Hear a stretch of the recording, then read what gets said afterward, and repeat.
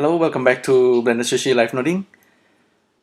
In this video, I'm going to start exploring Blender Armature Bones and skeleton and rigging using Animation Nodes and Sverchok.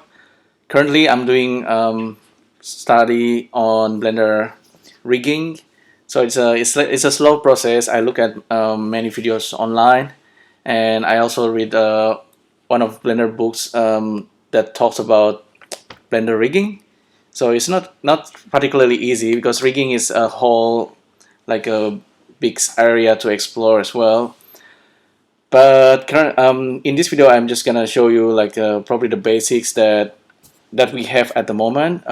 Currently, Animation Nodes doesn't support skeleton much. Sverchok might support it somewhat, but by using the script node.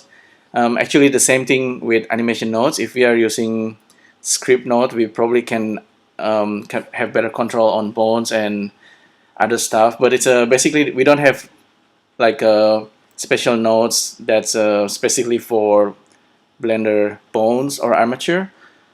And in order to do all these animation nodes and Sverchok stuff, we really need to understand Blender Bones, Armature, and some part of rigging knowledge as well. So it's probably an advantage if you really understand Blender rigging at this point.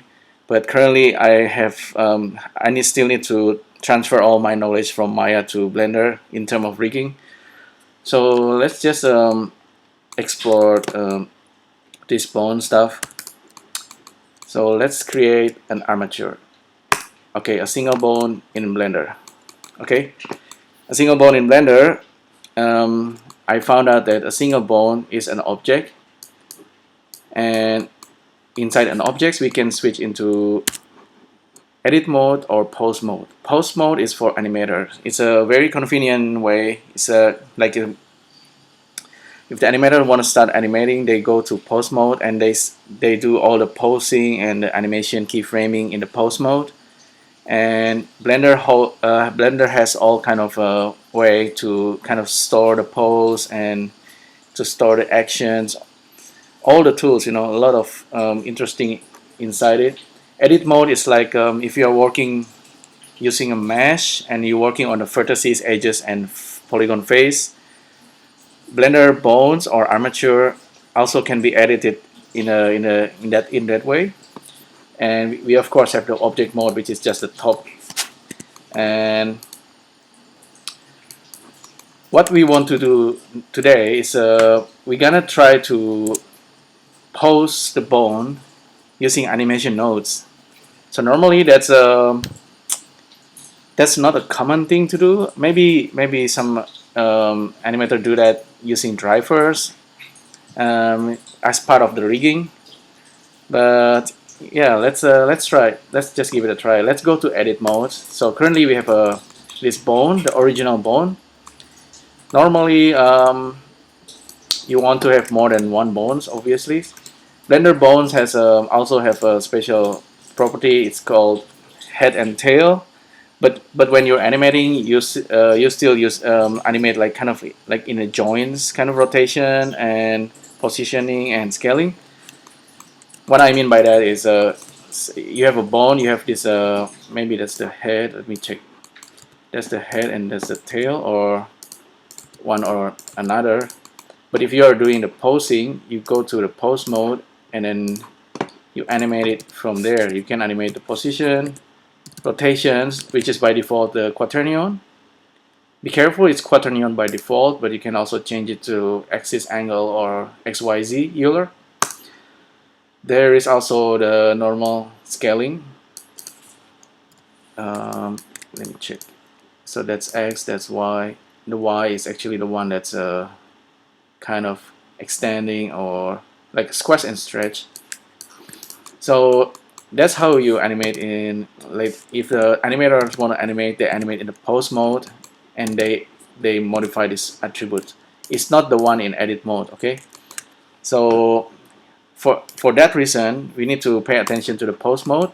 Later on, when we switch to animation nodes, we're really gonna work we're gonna access the data in the pose mode. For now, let's see. Let's get back to edit mode, and I will wonder if I zero it out. Yeah, I'm zeroing it out. The bone. It doesn't matter. I'm not gonna use this root. I'm gonna create a duplicate of this bone. So 3 bones, maybe 4. And I will try to influence these bones at some point using animation nodes. I'm gonna select these bones and then select this guy and then control parent, keep offset. I'm gonna do that for now. So what happened is, now if I go to pose mode, I can control this root bone, and then I can also control this other bones, the child bones. Let's file, save this as animation nodes, bones, basic. Alright, let's now switch to animation nodes. Let's do something just you know, exploring random stuff. In animation nodes, so like I say, unfortunately we don't have access to, we don't have like a nodes that specifically for animating bones yet. But I figure out that you can access it via the object attribute output. So this is handy nodes. Let me turn off always and turn on these 3 super handy nodes, and this can select lamp, camera, or any kind of, you know, polygon objects. And by selecting an objects in animation nodes, and because this is a Blender, it's like have this kind of object-oriented style programming underneath. So if you're selecting on objects, you can basically accessing any kind of properties that the object has. So same thing with armature. By selecting armature, we don't have options kind of to select the bones. Not at the moment. I'm using Animation Nodes version 1.6. So it doesn't have any kind of bone nodes. So the way we access the bones and to animate it is, if we look at under pose mode and then select the bone and look at this. Like I said, we have control over location, rotation, and the scaling. Be careful with the rotations, because you need to ensure you choose one of these. You need to be aware of the rotation type. Let's say we want to randomize the locations. All we need to do is actually right click, copy data path, and paste it here. Here we can see that the nodes understand what we just put it in. Armature, it's a pose, and it's selecting bones 001. If I turn on the naming for the bone, it's probably clearer that way. Let's see.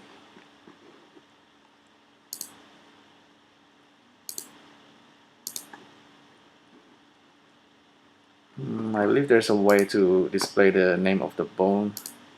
There you go. So not in the object, it's in the bones. Under the bones, you can also see the axis, X-ray. Anyway, bone 1, 2, 3, 4. Okay. And at the moment, we are really accessing the allocation of the armature bone. Save this real quick, and it says value has wrong type because we haven't provided any kind of a value here. So we maybe there is a way to kind of accessing each and every bone at some point, but not at this moment. So this is the way we're gonna do it.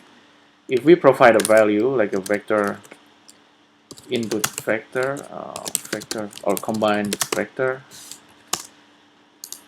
If we plug in the value there, and let's see, scrub, you see that it start moving from its current, like the default position. This is actually really handy, because what happening is, if we actually ever go switch back to edit mode, and then we move the bone somewhere else, and we back to object mode, and we want to control the bones using animation nodes. You can see that the bones is moving from the original position. It's kind of like let's say it's like an initial transform. So that's really cool. And what's even neater is that even if we are animating the bones and in whatever way, if we go back to edit mode, the bones knows its initial position, and this is where we're gonna do the rigging. We can still go back to the, let's say you want to skin object mesh into the bones. You can still have the original initial positions. So let's go back to edit mode and reposition the bone. Now it's changed the position, but it is also offsetting the bones from that initial position. So knowing that, so we can really animate the bones in whatever we like. So we can really, like, let's say we want to wiggle, just wiggle the position. We can do that. Use a frame, plug into the evolution, and then let's do the playback. Now it's the bones kind of wandering around because of the vector wiggle nodes. Because if we, if we observe the data, it's really just kind of piping in this like a data. It's not totally random. It's kind of like a vector noise that's making the bones moving like that. And I wish that we can actually access each and every bones in a faster way, but currently this is the kind of the only way I could think of, unless we use like a script node, of course. And then using script node, you can kind of get a list of all the bones and then provide an input for each of the bone location, and then by doing that, you have like a special node especially for skeleton. You can of course do that, but that's probably something that I will do in the next video. Okay, so if you want to have multiple bones moving around, you need to have multiple of these, and give a different bone, just specify different bone names, because each bone will have like a unique name and you can't mix them around. But now, so yeah, we have the bones kind of moving around in the same way because of the wiggle position. You can of course do the same thing for rotation. Say bone rotations, we're gonna use the object attribute output as well, but this time I'm gonna get the quaternion of that. I will use the quaternion rotations, copy data path, paste it there. You can see it's accessing the data of bones 001 rotation quaternion, and for that we also have a handy quaternion wiggle. Plug in the frame into that guy, plug this guy in, and it works. It works perfectly. So now the bone is kind of wiggling around. We can increase the rotation. Maybe increase the speed so it's wiggling more often. Let's see what else we have access to for the seed as well. And of course we can do the same thing for all other bone. Bone number 2, bone number 3, and bone number 4. Instead of let's see, let's see if we can actually randomize the seed. Currently, I don't think we can do that unless I'm wrong, and then we can actually use a range integer, for example, so number list. I forgot how to do this. Number integer range. Okay. Let's say we have 4 different bones, and we can output a list of number. Let's debug the number real quick. 0, 1, 2, 3. So that can be for our seed, and we can use loop to do that. Because currently, if we plug in the value, each bones, even though they're currently just moving and rotating in the same way, even though they have like a special unique initial position, which is nice. This is part of Blender Armature Bones. I kind of want a way to randomize the seed, and so each bone have different rotation, etc. So how are we going to do that? We can provide integer range. Okay, you see how with integer range we can have multiple values, multiple data of what we specified here. I'm specifying we need 4 numbers, and we start from 0 and then stepping up per iteration. And using that, I believe we can really use it for the seed. So we're gonna loop this guy. So for integer range, gonna loop through the list. Now I believe we can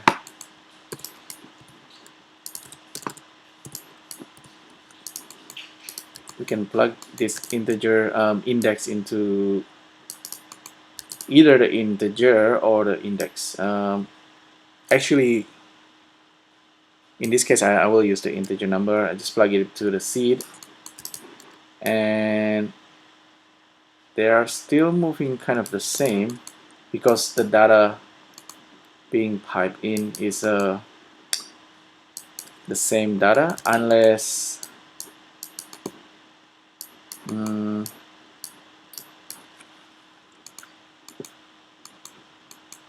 unless we do it like this. Instead of using integer this way and then kind of operating on each of item in the list, we're gonna plug the list into new parameter as a new parameter. So it's gonna be integer list. They look the same, they're different because the one at the top will kind of pipe a single value and it's gonna iterate each time, but the second one bring in the value as a list, and bring in the value as a list meaning we can kind of iterate it.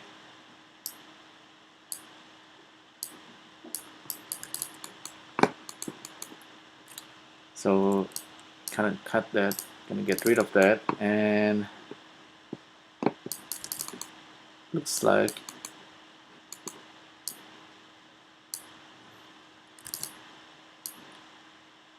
yeah, unfortunately, apparently the seed doesn't take multiple value in this case.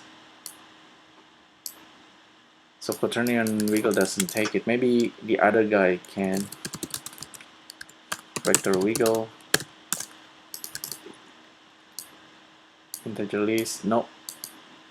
So unfortunately, it doesn't work that way.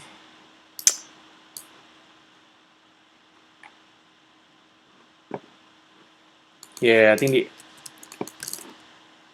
the way we can do it at this moment is maybe if I plug in the index into the seed.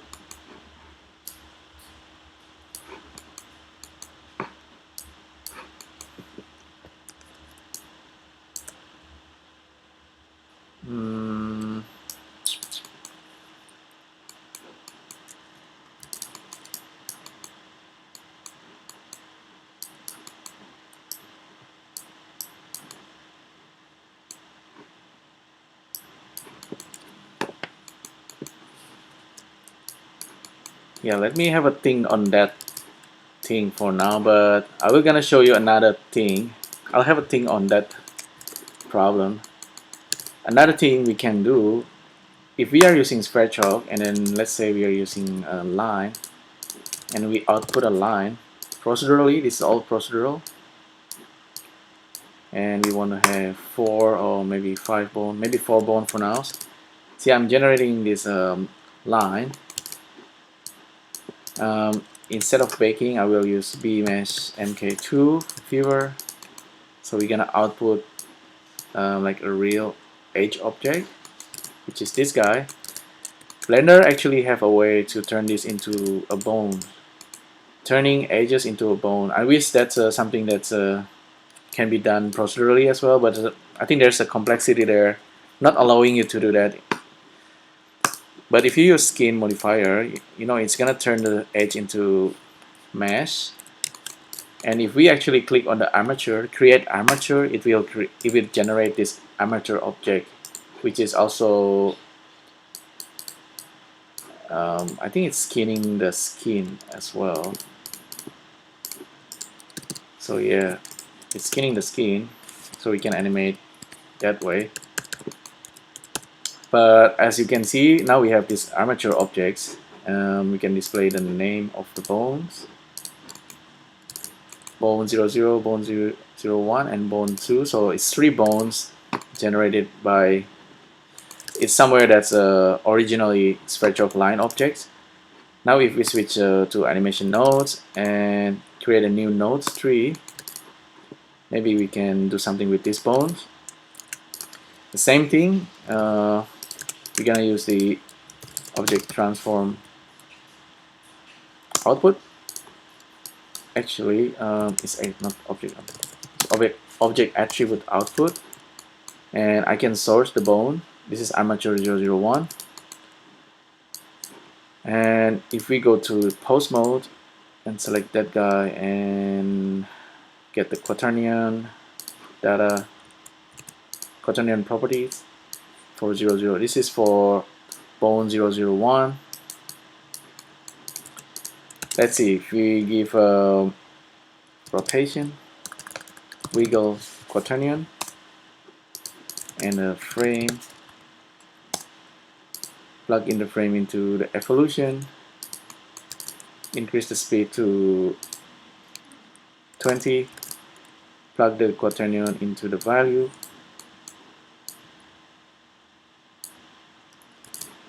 now we can see the bones it's moving. The skin kind of disappear. I think it's what we really need to do is to maybe bake this guy, so we don't need the Sverchok anymore. With the line, we really need to skin it properly. So select the skin select the skin mesh, and then select the armature in the edit mode or in the object mode. Control P and then automatic weight, and now we have the skin kind of moving around like in random fashion. That's because of the animation nodes controlling that bones.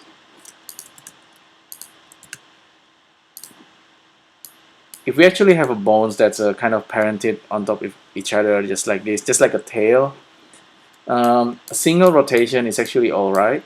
A single rotation controlling all these bones is totally fine. See, let's say I'm using the same rotation value for bone 0 and 1 and 2. We can even have like 100 bones, and we can easily create something like this, kind of like a wiggling tail. It's actually really cool, because in reality this is actually what you want. This is kind of like an introduction. If you want to do like a kind of like a robotic or mechanical kind of animation, this is basically the basic.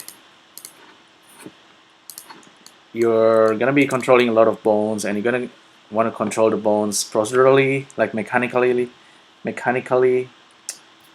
If you're thinking of creatures like insects or bipedal character, and then you want to control each of the bones procedurally, you can certainly do that. It's not simple, but all kind of creatures have a kind of like a mechanical organic motions that can be described using formula, like math formula. So knowing that, we can definitely use math to control each of the bones movement. So for now, the tail motion. If it's just a random wiggle, you can have 100 bones, and in theory, if we create like a script nodes, we can, in theory, easily access all the each and every bones inside the armature object, and then access all the bones, and then using the loop in animation nodes, you can control each bones um, in an easier fashion like that. So that's a basic idea really. Like I said, in the first one, I kind of stuck here because I cannot really loop this wiggle. Unfortunately, I thought I can just plug this in there and then plug in this guy in to that guy. Apparently, it doesn't work that way. If I use maybe list item, get list element, and plug in the list from here to there. Well, apparently I'm wrong, and apparently we can do that. So we need to do it manually apparently. So now, if we, let's see, it seems like the things is stopped moving at the moment.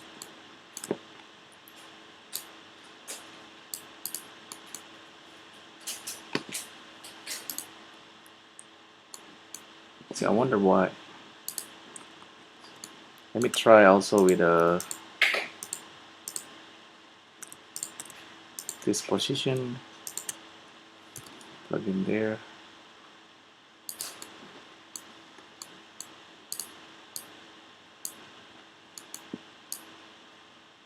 Probably instead of plugging in into the seed, that's wrong. Instead of plugging into the seed, we really want to plug into something like delay time.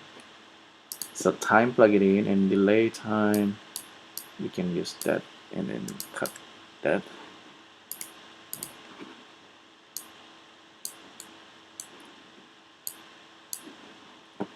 It's probably get confused at the moment.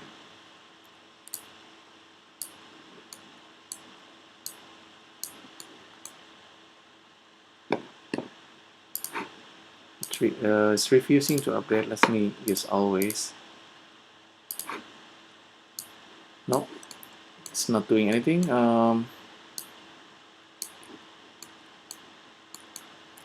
See, integer list. Aha, because of the iterations. Okay, apparently I need to plug this into iteration as well.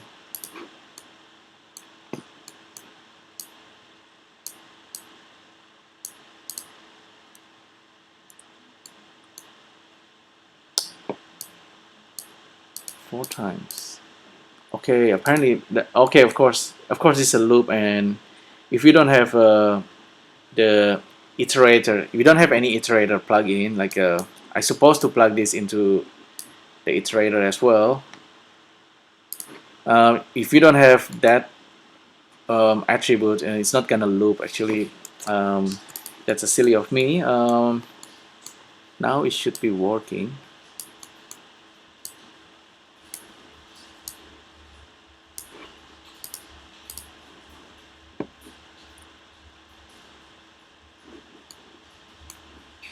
Let me plug that in to the, so that's for the position.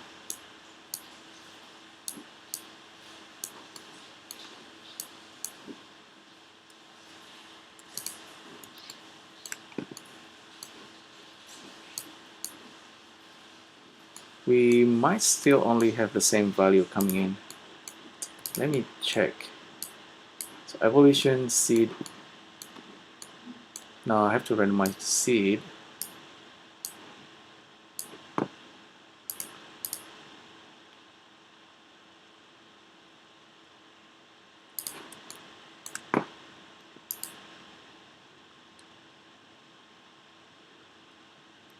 Yeah, of course. This is not actually gonna work. This is not how the loop in animation nodes work. We need to have we need to actually plug in the object input. Let me have a think real quick. If we actually, this is actually a wrong way to do it. If it's all right if you're doing it for a single object, but if like a couple of objects, it's okay to do it this way. But what you really want, you see, instead of object attribute output, I think you can use object attribute input. So the same thing, we're gonna access the armature, and we're gonna specify the bone. Let's see, for the location,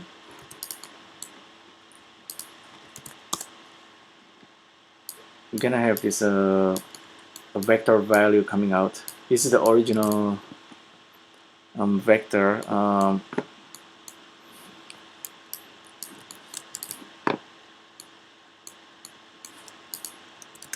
We could have maybe, let me try a couple, maybe 1, 2, let's use 3 for now, and then I know this is a vector list. Create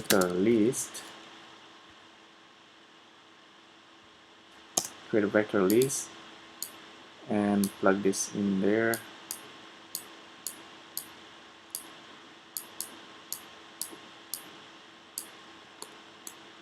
If we plug this into the iteration,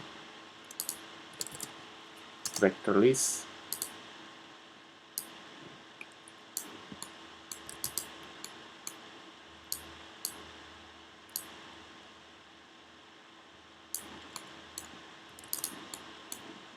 we could generally plug in that guy. No, I think the only way to do it at the moment is really just by using script node, and I guess that's gonna be for the next video. Then in the next video I will use a script node to access each and every bones, and so that we can loop it and then do this kind of thing. Okay. Yeah, thanks again for tuning into this video. If you have any question or suggestion, please leave it in the comments. I'll see you in the next video where we can access the bones directly using a script node.